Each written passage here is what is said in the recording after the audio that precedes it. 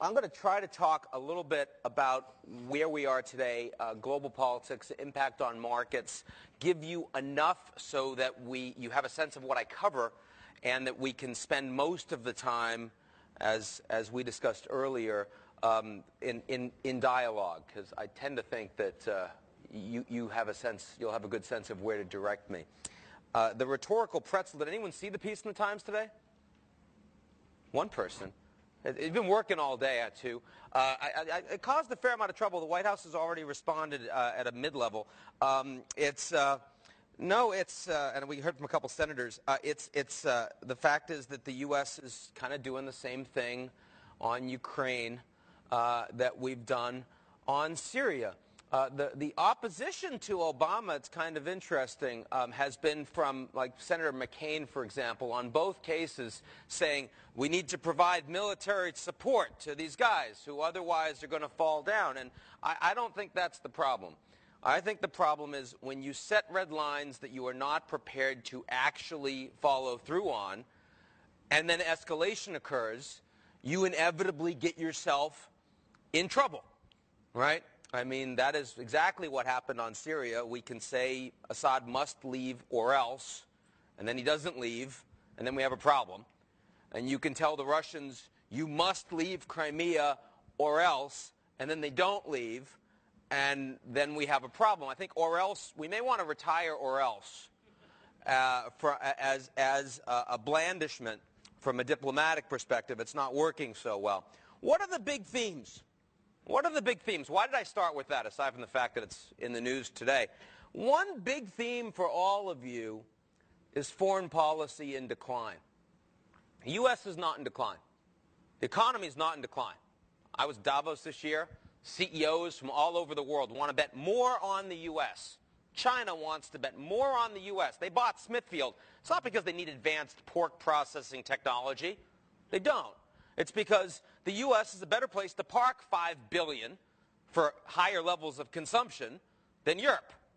Or if you're China, Japan, right? Or most of the emerging markets out there. U.S. is an attractive place right now. It is the cleanest dirty shirt. In fact, we even ironed it for you, right? That's the environment where the U.S. economy is not in decline. U.S. defense is not in decline. We spend more than the next 10 countries in the world combined militarily. We almost spend as much as the rest of the world combined. I know we have a sequester. I know we're going to reduce expenditures somewhat, but you just can't look credibly at the world order and say the U.S. defense is in decline. What you can say is U.S. foreign policy is in decline. The willingness and ability of the United States to make good on commitments internationally has taken very significant hits over the past years for lots of reasons. One, most Americans don't want to do it. Two, second-term Obama foreign policy team broadly, including people like Jack Lew at Treasury and others, much weaker than first-term foreign policy team. Third, other countries out there distracted, American allies like Europe, right? A German-led Europe, much more economically focused, less geopolitically than a Britain or France-led Europe. And then four, other countries not in Europe don't agree with us. So Obama came out and said on Ukraine, the international community agrees with us. Wrong. They don't. The G7 agrees with us. The advanced industrial democracies. The Indians said they would absolutely not play a role in isolating the Russians. The Chinese, we had a vote. We had an emergency meeting of the Security Council. You know what the Chinese said? Abstain. That's a really good model. Stay out. Americans, you want to put sanctions on the Russians? God bless. We'd love to do more energy business with Russia. That would work well for us, right? So you put all that together, add Snowden, right? And suddenly you have a United States which is not able to get what it wants internationally. And that impacts multinational corporations. If you're Lockheed Martin, you want to sell to Saudi Arabia because that's where the new money is going to be. You're not going to get more out of the United States from defense, but you get markets in the Gulf. That was their most attractive growth market 5 years ago. Not anymore. Saudi's going to buy from France. The Turks are buying from China. Those relations are changing. You're a tech company. You're a credit card company. You wanted to do business in Germany. Suddenly, cloud computing doesn't work for you anymore. Where's your data? You giving it to the U.S. government? Prove to me you're not. Local data centers, going to cost you a lot more. Brazil, how about that? Right? How about free trade?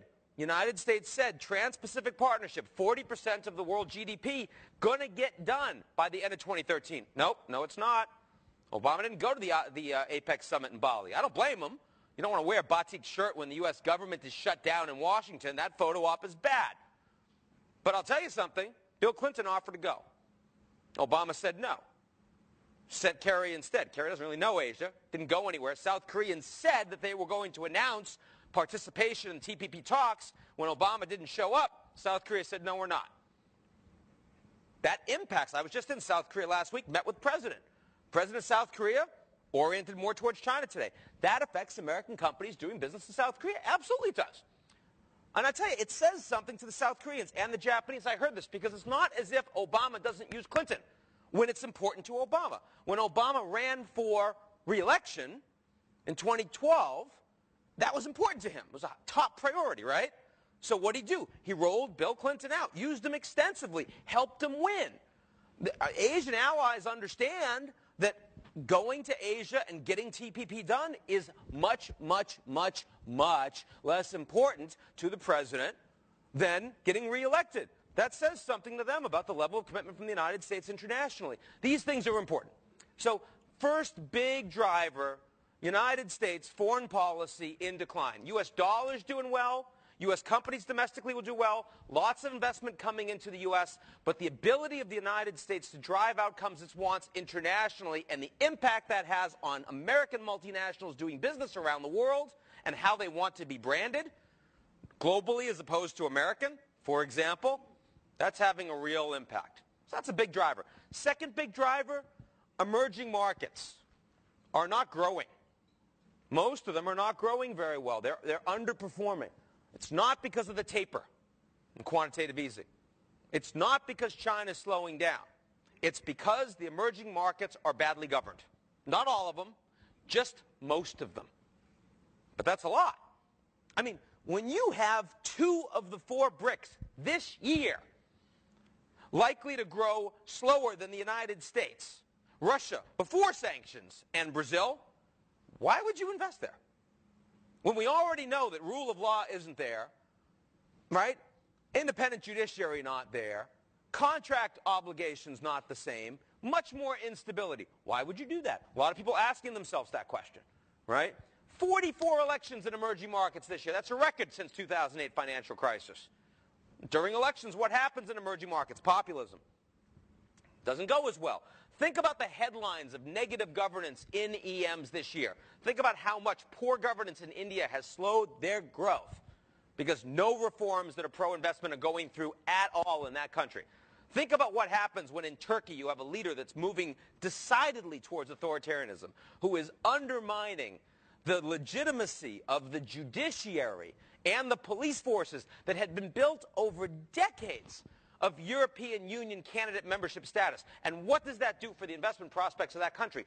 Think about what happens in Venezuela when a democratically elected leader systematically mismanages the entire economy. And Argentina, and Thailand, and Russia. These are big economies. The emerging markets generally have poor governance, but we are in a world where a majority of growth comes from the emerging markets. So what does that mean? What does that mean? What does 3.5% global growth mean today compared to 30 years ago? It's lower quality. It's more volatility. It's more driven by politics. It's more unstable. That's the fundamental problem we have in the markets today.